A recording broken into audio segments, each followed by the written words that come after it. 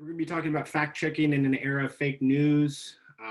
This is around digital literacy, and we're using genetically modified organisms, or what I'll be referring to as genetically engineered ag, as sort of the example. But this is a topic that could be used in a wide variety of scientific and non-scientific, and it's especially, I think, appropriate for things that are happening in our current world right now. So these are skills that we want not only ourselves to have, but students to have. And so we're going to be talking about today. My name is Jay Well. I'm from OSU Pre-College Programs, and I will be guiding you through this today.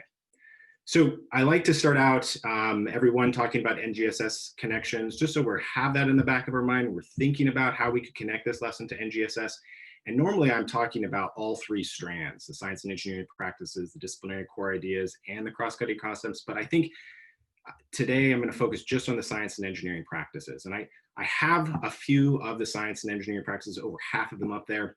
And I think being able to curate content, being able to curate evidence and data, these are really foundational skill sets that students need in order to be able to access other parts of science and to do science. And so I think just these skills are so important, and they touch on all of the science and engineering practices, but really specifically these. If we can teach students how to do this better, gain the skills to do it quicker, we're going to have more constructive discussions in our classrooms. We're going to be able to analyze data and evidence in clear and more foundational ways. So this is a really important skill to have, and we're going to go over that today. You'll also notice on many of these slides, there are going to be GMOs, or genetically engineered ag, pictures. These are all taken off of social media, and a lot of them are spreading misinformation, and it's just giving you examples of the types of things that you may see as you are scrolling through websites or going through Facebook or on social media. I'm not going to talk about all of them. And I want to point out that not all of them are truthful. Many of them aren't, and that's why they were picked. So, or they're leaving out very important facts, but take a look at them. If anybody has questions, please put that up in the chat and I will do my best to answer them. So, I also need to highlight some faculty partnerships that was really important in the development of this lesson, and a whole series of lessons on genetically engineered agriculture. And if you're interested in having an insertion lesson, especially something that's going to go in around genetics or any sort of ag curriculum, I definitely would encourage you to check it out on our website or reach out to me specifically, and I can send it to you. But Dr. Steve Strauss, who works in the College of Forestry, this is part of a broader impact and outreach project with his NSF grant. We've been working with Troy Hall. She's a social scientist, really studying how students think about complex issues.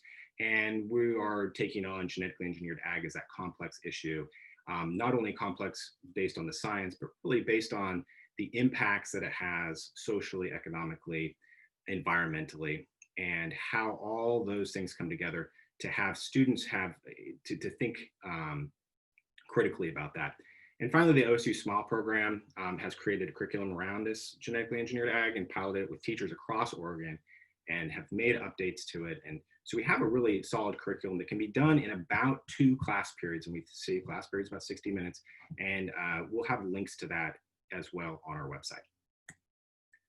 So what do you think? Here we can respond in the chat. You can unmute yourself if you want. We have a small enough group. What do you think about when you hear the term fake news? And what do you think about when you hear the term fact checking? These terms have been around for a while, but about 2016 that you started to see these coming out currently. So. And now you hear about them almost every single day. So what is it when you hear about these things? What do you think about? So I see information that's inaccurate, fake news. People think about Trump definitely it would be a person who popularized the term fake news. Polarizing, I like this. The terms are too polarizing. We need to be careful in branding alternative points of view in this way. I think that's a really great point. A lot of these are termed to make you think very heuristically, to have a snap judgment and not look deeper into what is actually being said. And a lot of times you're missing potentially misinformation and then perpetrating that misinformation by sharing it. And we live in a culture where we've gotten away from more mainstream journalism and are getting news from our self-curated, self-generated content. And this can spread very, very quickly. So feel free to keep talking about those in there, because I think it's a rich topic and it would be really interesting for students to go through, but I'm going to keep moving along here. So why is the research that we're doing, why is this content relevant? We really want to increase scientific literacy and critical thinking to navigate the world of increasingly complex socio-scientific issues. Science isn't just about learning science, but it's how to relate that science to the world in which we live in. And that is a complex world.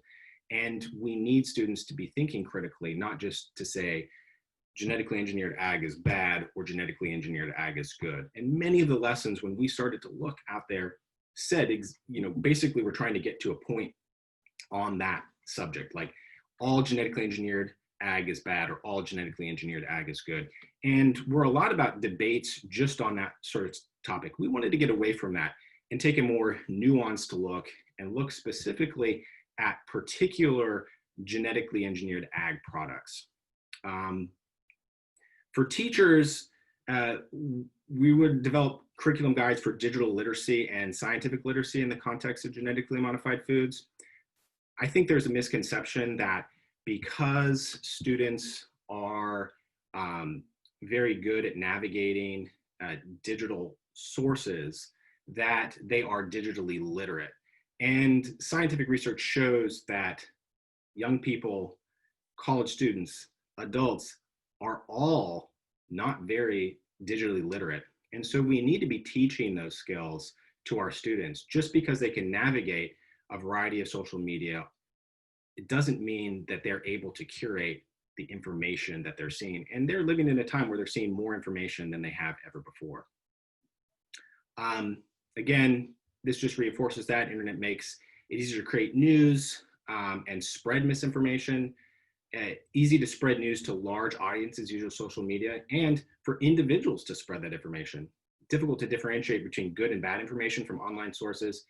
And a couple different places that you can check out to learn more about this, and where we really leaned heavily when we were creating this lesson, was around the Stanford History Education Group. A lot of the research that we are going to be talking about in here and the rubrics that we've developed all come from research that's done for the Stanford History Education Group and the Center for News, Literacy, Digital Resource Center. A lot of great resources, especially focused on teachers giving information to students about improving digital literacy. So check those out if you have time.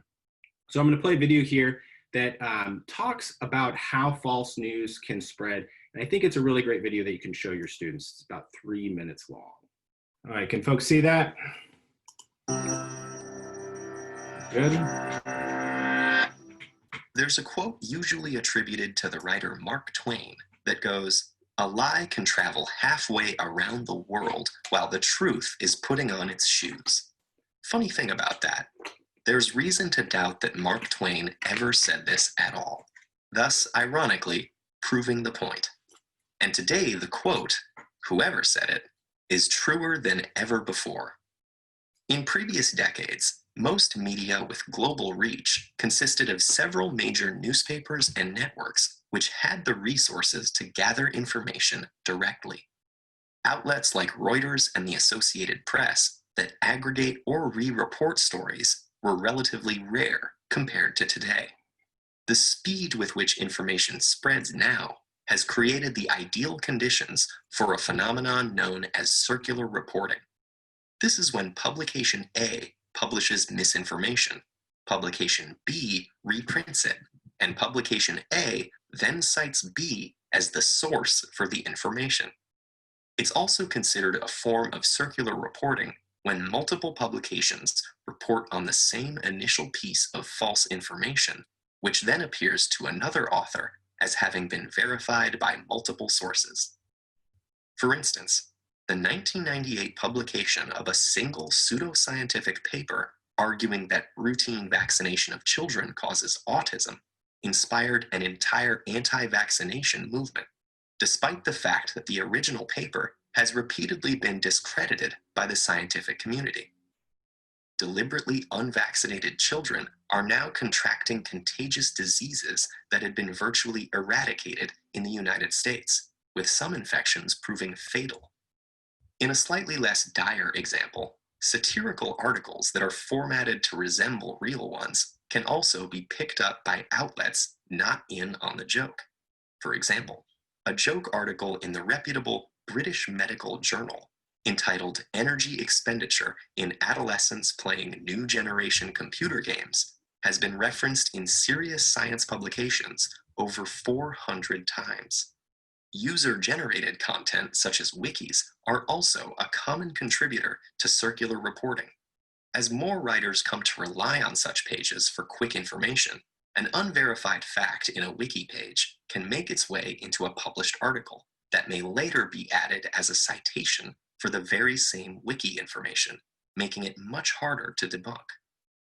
Recent advances in communication technology have had immeasurable benefits in breaking down the barriers between information and people. But our desire for quick answers may overpower the desire to be certain of their validity. And when this bias can be multiplied by billions of people around the world nearly instantaneously, more caution is in order. Avoiding sensationalist media, searching for criticisms of suspicious information, and tracing the original source of a report can help slow down a lie, giving the truth more time to put on its shoes.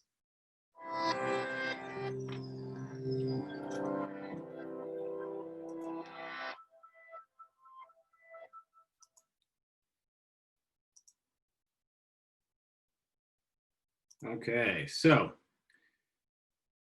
it kind of gives us an idea of the foundations of the problem, and I think interesting too to can everybody see that again? I just want to make sure because it's not advancing on my screen.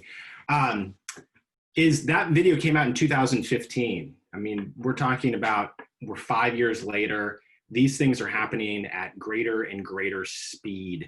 And so the idea of circular reporting and being able to curate sources, especially those digital sources that you see multiple times during the day, is really important. And it's been found that in other research that it doesn't matter if it's true, it matters how many times you see it. So if you're scrolling through something on Facebook or Twitter and you see something multiple times, it doesn't matter if you go and look at it, you're ultimately going to start to believe that that is true just because you've seen it a number of times. And so it's important that we allow students or give them the skills so they can start to curate the information, especially that information they're going to share.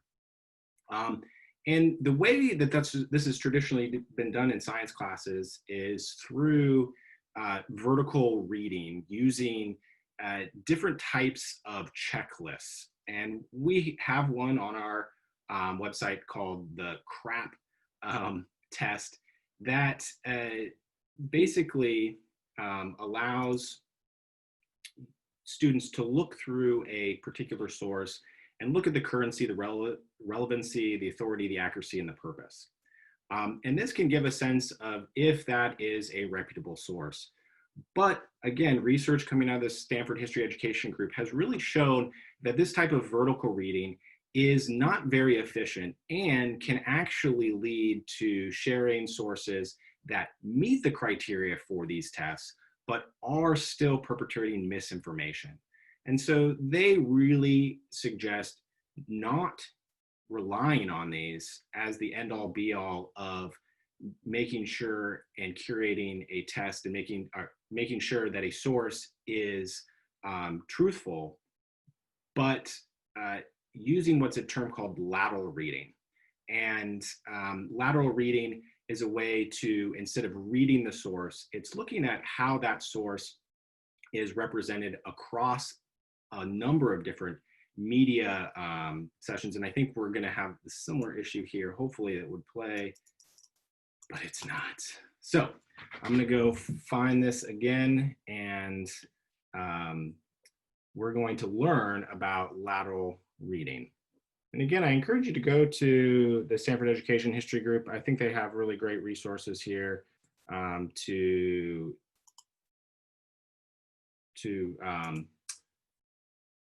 help students understand the importance of lateral reading, and also of being able to curate digital literacy or digital media sources.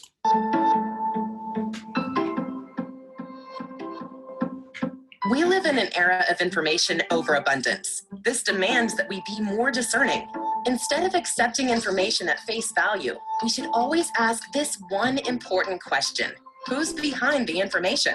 The Stanford History Education Group conducted a study with Stanford undergraduates, professors from 4 different universities, and professional fact checkers to determine the most effective methods for evaluating digital information. There were dramatic differences in how intelligent people looked at the web. Many smart undergrads and esteemed professors evaluated a site by reading vertically, staying on the site and reading it as if it were a printed document. They focused on the site's look, its aesthetics, graphics, and overall appearance. They were deceived by an official-looking logo or the name of the organization. They attributed importance to the .org in the URL without realizing that .org is an open domain. Any individual or group can buy a .org domain without passing a character test or proving they're working for social betterment. They examined scholarly references and research reports without realizing that, unlike an academic journal, on the web, anything goes. Intelligent people equipped with critical thinking skills were often taken in by slick web pages. Professional fact checkers approach the web differently.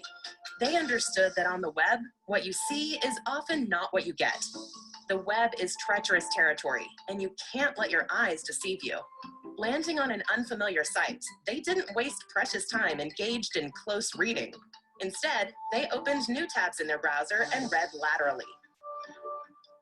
Rather than spending time on a site like the Employment Policies Institute, they turned to the broader web. They clicked on a New York Times article about the Employment Policies Institute entitled "Fight Over Minimum Wage Illustrates Web of Industry Ties." They scanned the Wikipedia entry, which describes the Institute as a fiscally conservative think tank, particularly aimed towards reducing the minimum wage. Its staff worked for a public affairs firm owned by Richard Berman. A search for Richard Berman leads to a 60 Minutes report which labels Berman as Dr. Evil for his use of nonprofit front groups that advocate on behalf of his corporate clients. Only 40% of bright Stanford students were able to make the link to Berman. 100% of the fact checkers did, often in a fraction of the time. Lateral reading was the reason why. Our research studies have shown that lateral reading can be taught. Students in classes that completed civic online reasoning lessons significantly increased their ability to accurately judge websites compared to a control group. Lateral reading stands in sharp contrast to many methods for teaching digital literacy. These methods focus on long checklists of questions and keep students' eyes on a single site before they've even established that the site is worth their time. Although the basic idea of lateral reading is simple, becoming skilled at it takes practice. Students need to see examples of lateral reading and practice it with a range of sources. They also need to know when they found a reliable news source or one that's known for conspiracy theories. Lateral reading helps students to find better information online and to become informed and more thoughtful members of society.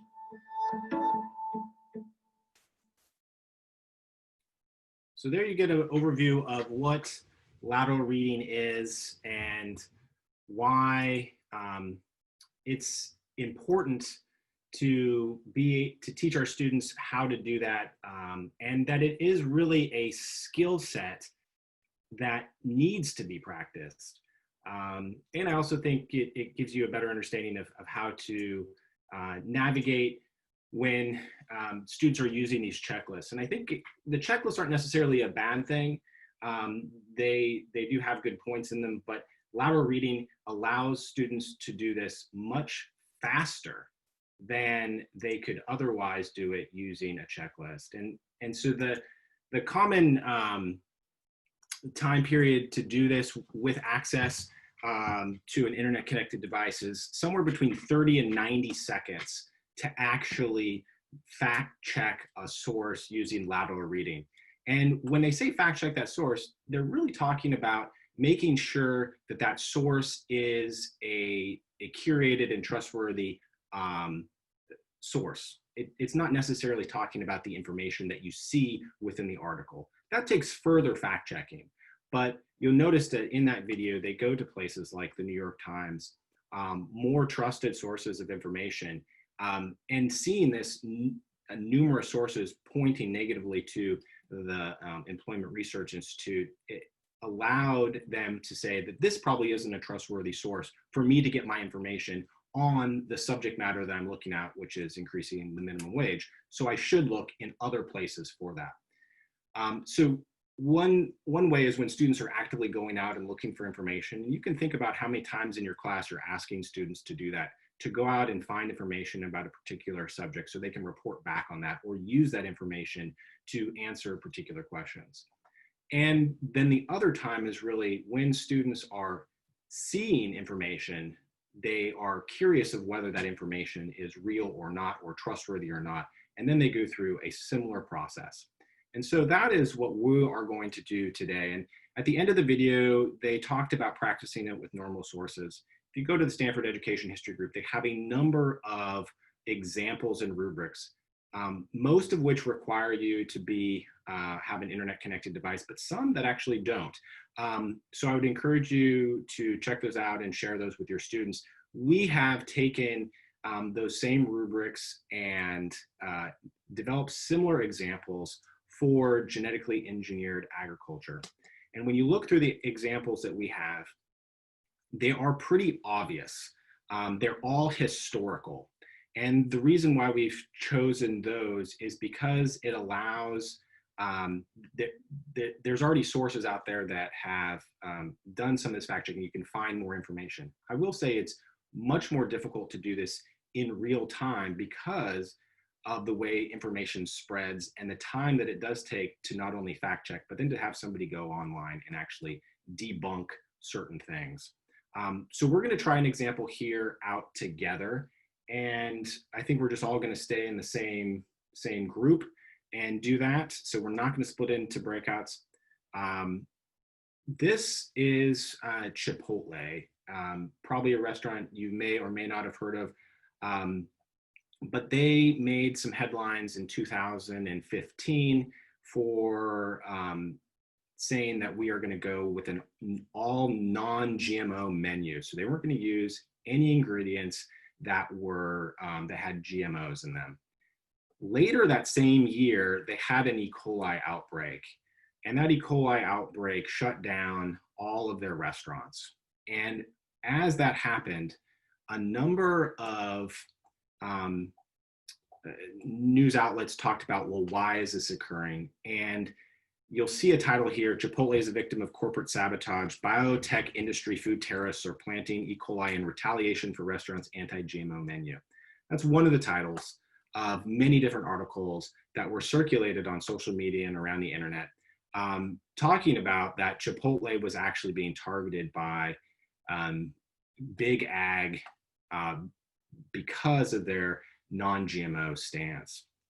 And this spread very quickly over social media. And so we're going to actually look at this, this example and go through it, thinking about how our students would do that, looking at and around the checklists and around lateral reading and how quickly we can actually figure this out. So it would be great to have some feedback here, so you can all like unmute yourselves so we can talk through this as we go, just like we would do in a breakout. And this is one of the examples that we share in the lesson plan. It's the first Twitter example. And we're just going to follow these sites and see if we can determine whether this is a trustworthy source of information. And really that's what we want to figure out, is not necessarily is the topic trustworthy, but is the source trustworthy? And from that, we can tell whether we want to get any information from it. So I'm going to share, again, a different screen.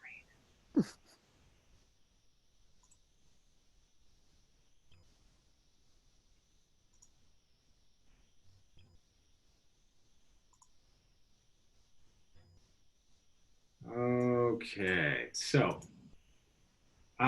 if you go to that, if you click on that Twitter site, you're going to come to this article right here. And again, I'm going to use some examples they used in that video you just saw.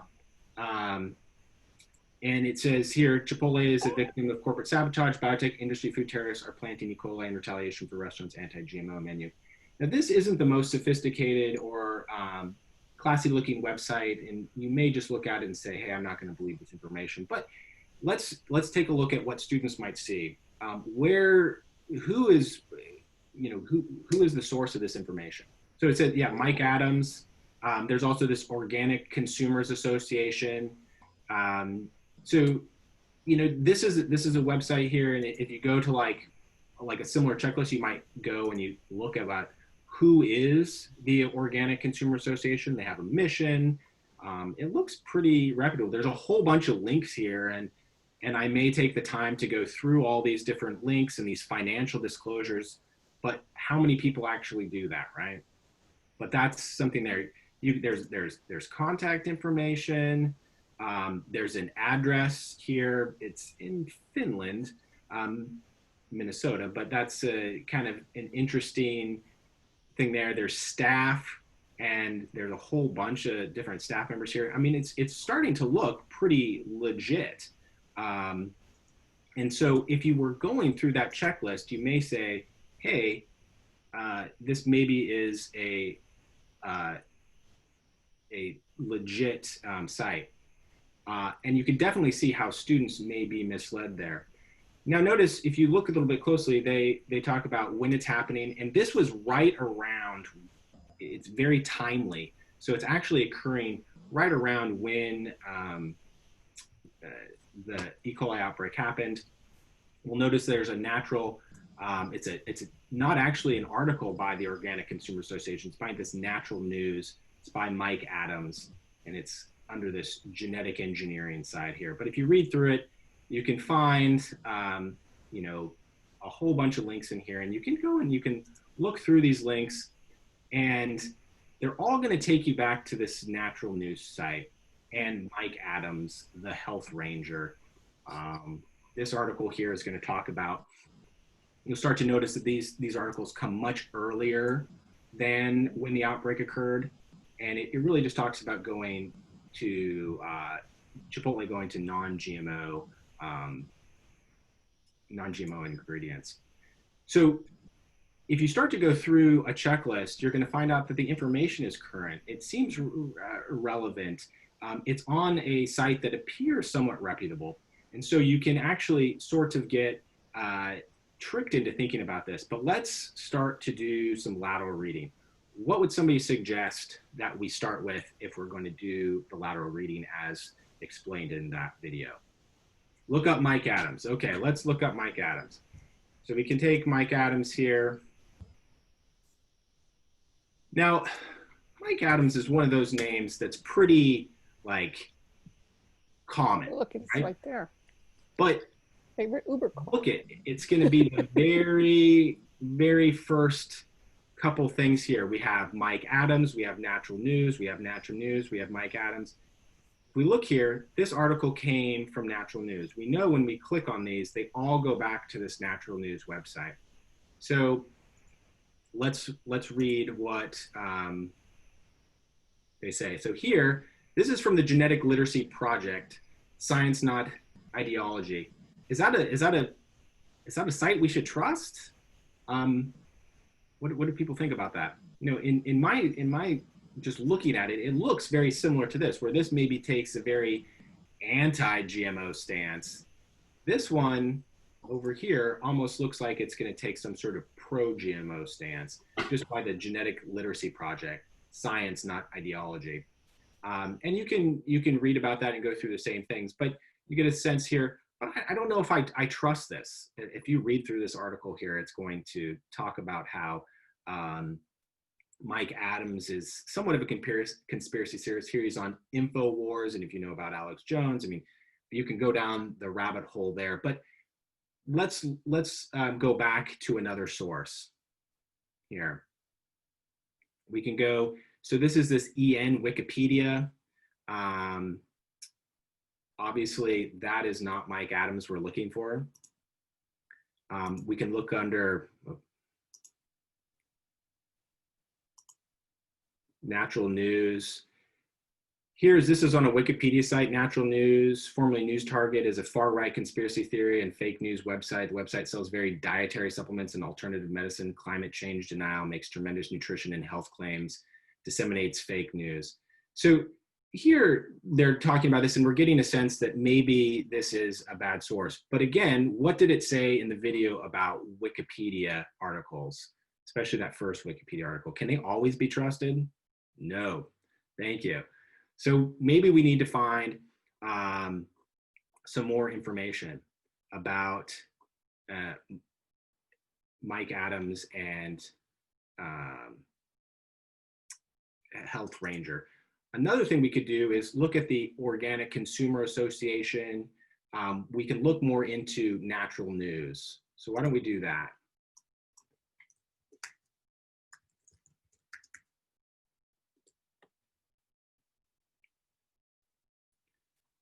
A lot of sites here on Natural News.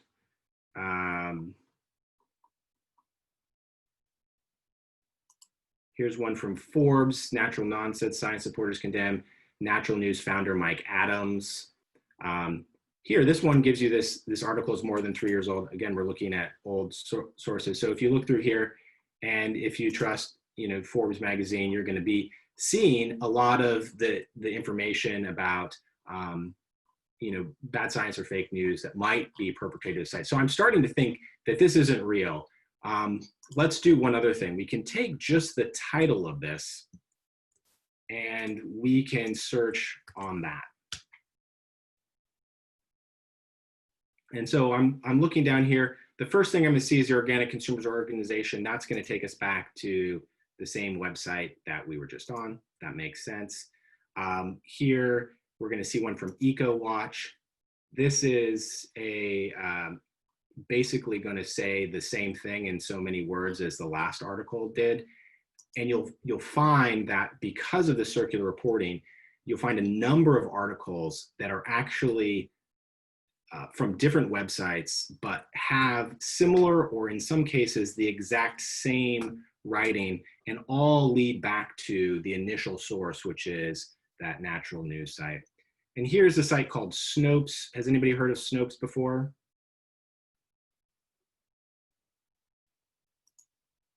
Let's click on it. Snopes is a site that looks and does some fact checking and spends time looking at conspiracy theories. And here they have one around fact checks and politics. And they talk about this, of what the claim is. They give it a rating. This one is actually unproven. And then they talk about and provide a lot of the data or research they found in going through this. But quickly, by just looking at a few sites, without really reading these, we're kind of getting a sense that maybe we should not, and I would say definitely, we should not trust this news source. But one thing I'd like to comment on is this unproven rating. And you'll find that a lot of misinformation is difficult to actually debunk. And this rating typically involves claims for which there's little or affirmative evidence, but for which clearing them to be false would require the difficult, if not impossible, task of our being able to prove a negative or accurately discern someone else's thoughts and motivations. So it's very easy to put things out there, and it's hard to actively debunk them. What I think we really want students to do is be able to curate that information and say, hey, that's not necessarily where I want to get the information about this Chipotle E. coli outbreak. And I found by lateral reading a number of red flags that tell me that this isn't a good source. So I need to check elsewhere. If you were going to check elsewhere, where might you check? If you were at our last one, you'll know that there are a number of governmental organizations that actually go out and check around food safety. Consumer reports might be a good one as looking for product advice. I don't know if they actually do like restaurants and political type things, but as far as product advice, I think that's a really great source. Again, it's more of a traditional media source, so it may take them a long time because I know the tests that they're doing are fairly rigorous. So what about the CDC and the FDA? Both of those are organizations that are governmental organizations that are actually going out and trying to identify the causes of food illness outbreaks, and then also protecting the health of the public by having food recalls, shutting down restaurants, those types of things. Major agricultural magazines do a great job of reporting news in their industries, quite honestly, like Progressive Farmer and Drover Magazine. I'm not familiar with those, and it would be something that definitely you could find. In some cases, you may consider them being biased as they may have a particular bent based on the industry that they're a part of, but definitely as they want to have a reputable base and be followed by people that are in the ag industry, they have a vested interest in providing unbiased information or truthful information. So if you look up CDC Chipotle, you'll find the very first thing here. Again, this was posted February 1st, 2016. So again, it's relatively current. Now, if you go back to these articles are coming out at the end of December. So that's when the outbreak hit, right at the end of the year. So it's taken 2 months. But if you start to read through this, you can see that this is basically the overview of the outbreaks. And you can look at outbreaks all the way through here on the CDC website. And it talks very specifically about what they found, what actions were taken, and they give you an idea of, how the case, how many states, hospitalizations, all that sort of information.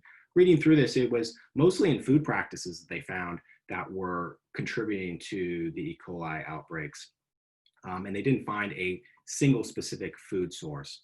So I think that's an interesting way to, again, fact check this information. So given, if you look on our virtual teacher professional development page, oops, wrong one.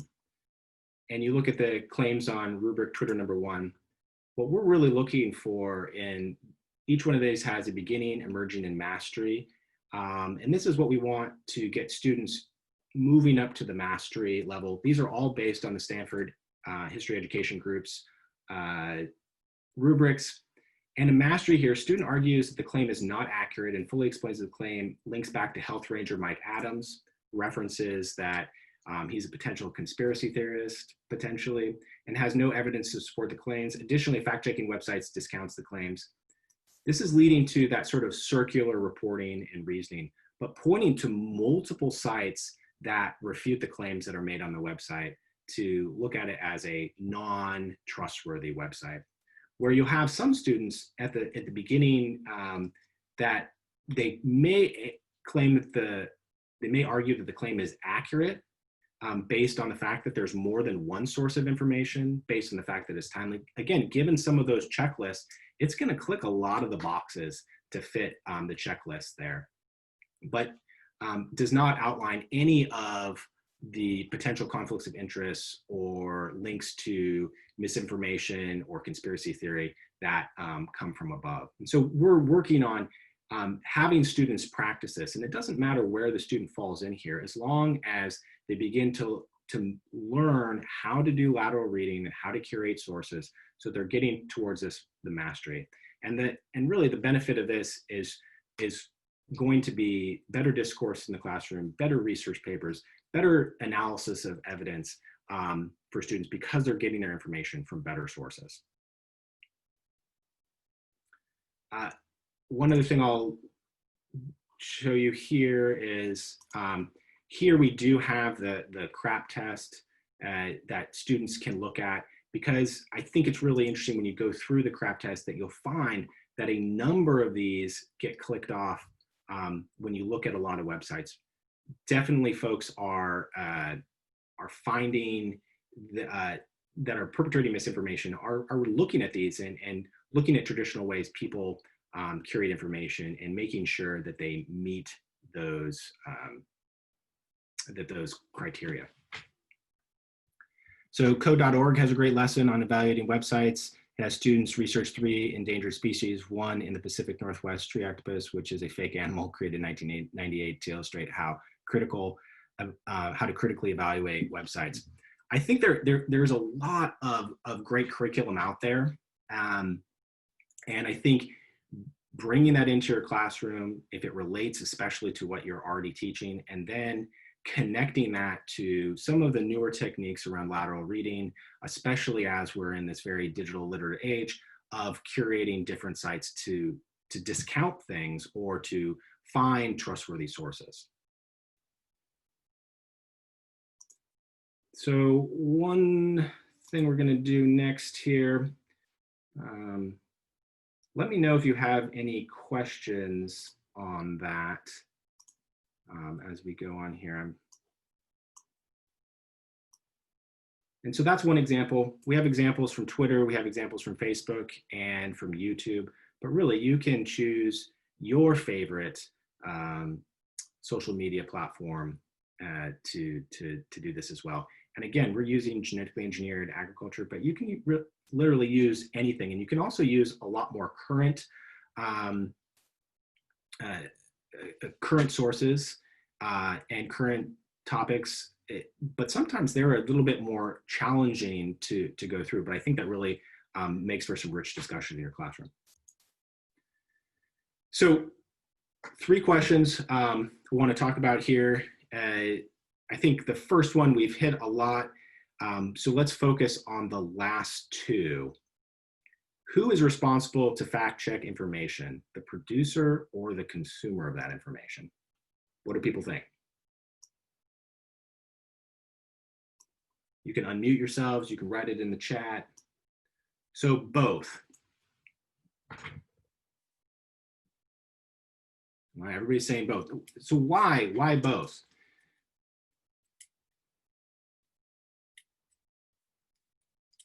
So we're seeing some change over time. It used to be the producer, but now it's the consumer. So any ideas of why both? And maybe, you know, it's somewhat of to prevent the spread of false information. I totally agree with that. Accountability for accurate information. Is there a difference between the producer and consumer of information currently? Not as much as it used to be. You know, if something comes across one of your digital media feeds and then you share that with your circle of influence, you are perpetrating that information. And sometimes it doesn't even feel like you are. You're just saying, oh, that's interesting, and then shares it out.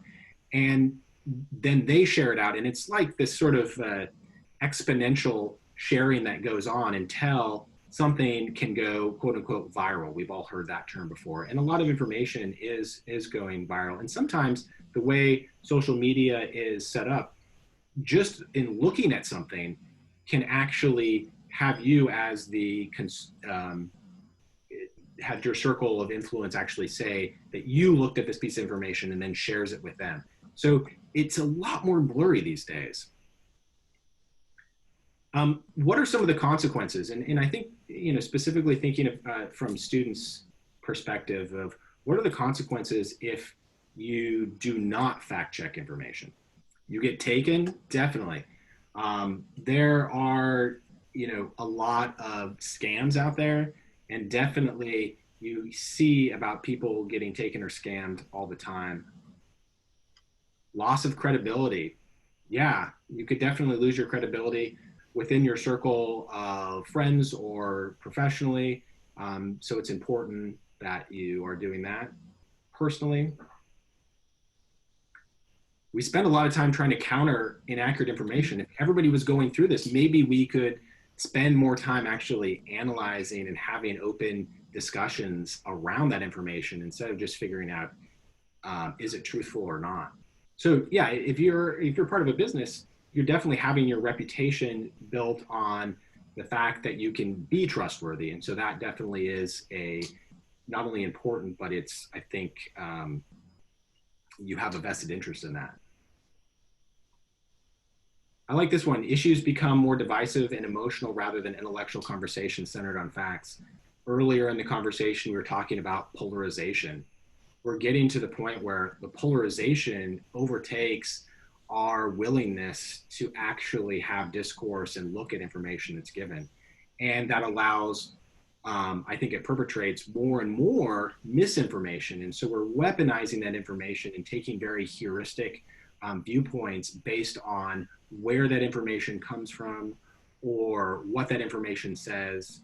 We're more likely to look at a flashy title or clickbait than we are to actually look at the information that's in it. And that can create these huge divides that lead to a lot of societal problems. And I think having and not having productive discourse.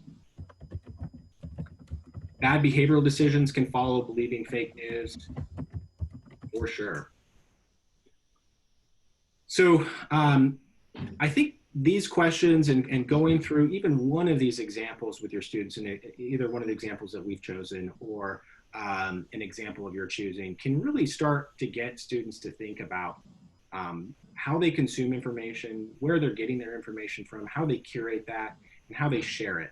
And hopefully by practicing it once, twice, multiple times, they get better and they become more digital literate. And it's not just our students, but it's all of us. As that Stanford history education video said, it's not just students or young people. It's really everybody, and we can all get better at this. So we're kind of coming to the end here of the presentation. Is there any last questions people have?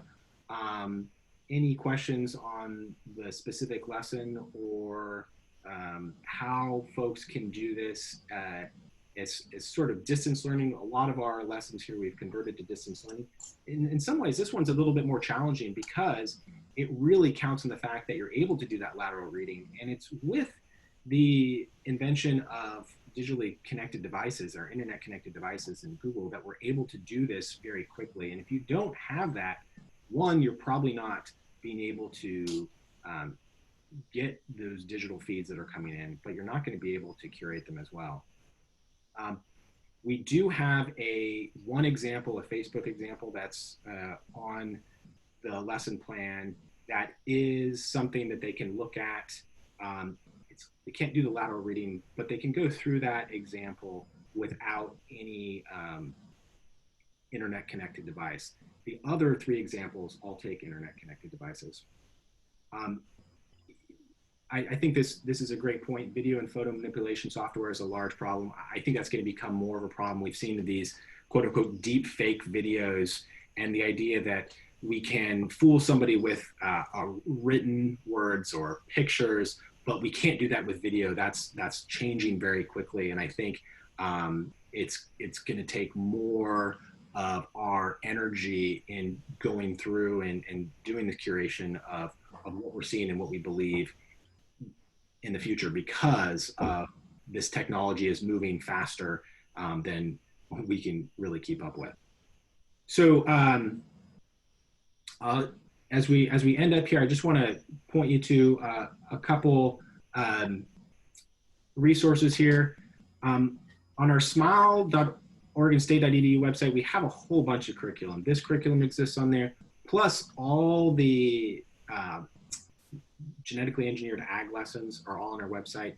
And I'll specifically link those in our virtual teacher professional development portion as well, because I think that if you're interested in this, we start that unit out, that 2-day unit out, with doing some initial fact checking on sources, and then really look at 3 different case studies of genetically engineered ag products, and have students sort of go through those and take stakeholder roles, looking at the economic, social, environmental sides of things to make policy decisions on whether these genetically engineered products should be allowed to exist. And looking at them more individually instead of heuristically that they're all good or bad, I think is an important thing to do, and one thing that we're trying to do with that curriculum. So I encourage you to check it out. We are looking for teachers who would be interested in participating in doing that curriculum with their students in the fall or winter of next year. I realize we're going into a very unknown time period next fall, but there's opportunities. We are a part of an NSF grant, and we're looking at students and their critical thinking around genetically engineered ag, utilizing the 2-day or 2 lesson period, 120-minute curriculum that we have developed. If you're interested in that, please reach out. You can use the pre-college at OregonState.edu website to contact me, and I can set you up in doing that, and sort of walk you through sort of what you need to do in order to do that. Again, you're going to get a PDU for being here. If you've registered through Ideologic, that's going to come to you through your email. But if you didn't, or you don't get it, feel free to email us at precollege@oregonstate.edu, and we will have that. We do have sessions every Tuesday from 10 to 11 a.m. This next Tuesday is going to be our last session, but because it's our last session, we have a special session that's going to happen on Thursday. We've been working with students from food science to create lessons on food safety and really decision making among young people. It's aimed at middle school students, but could be used for any age, of how students make decisions about what they consume. And we're going to have that this Thursday from 12 to 1. Register at the same place. We hope to see you all there. Let me know if you have any last questions. But with that, thank you for joining us, and hopefully we'll see you virtually again soon.